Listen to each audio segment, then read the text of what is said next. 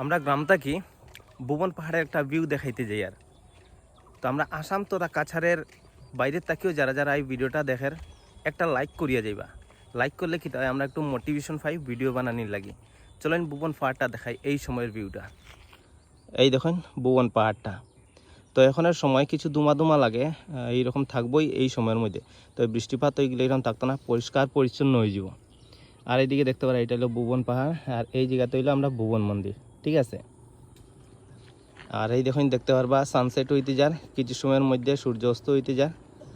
তো সূর্য দেখাই যার না, দেখতে পারবা এই দেখেন গাছের ফাঁকে ফাঁকে দেখা যায়, একটু দেখা যায়। তো সানসেট হইতে যার কিছু সময়ের মধ্যে, ঠিক আছে। তো ভিডিওটা ফার্স্ট ভিডিও বানাই, আর এটা আইফোন থাকি। ভিডিও কোয়ালিটিটা কীরকম হয়েছে একটু কমেন্ট করিয়া জানাইবা।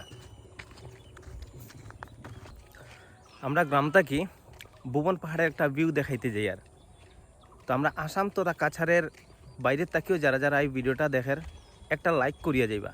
লাইক করলে কি তাই আমরা একটু মোটিভেশন পাই ভিডিও বানানির লাগি। চলেন ভুবন পাহাড়টা দেখাই এই সময়ের ভিউটা। এই দেখুন ভুবন পাহাড়টা। তো এখনের সময় কিছু দুমা দুমা লাগে, এইরকম থাকবই এই সময়ের মধ্যে। তো বৃষ্টিপাত ওইগুলো এরকম থাকতো না, পরিষ্কার পরিচ্ছন্ন হয়ে যাব।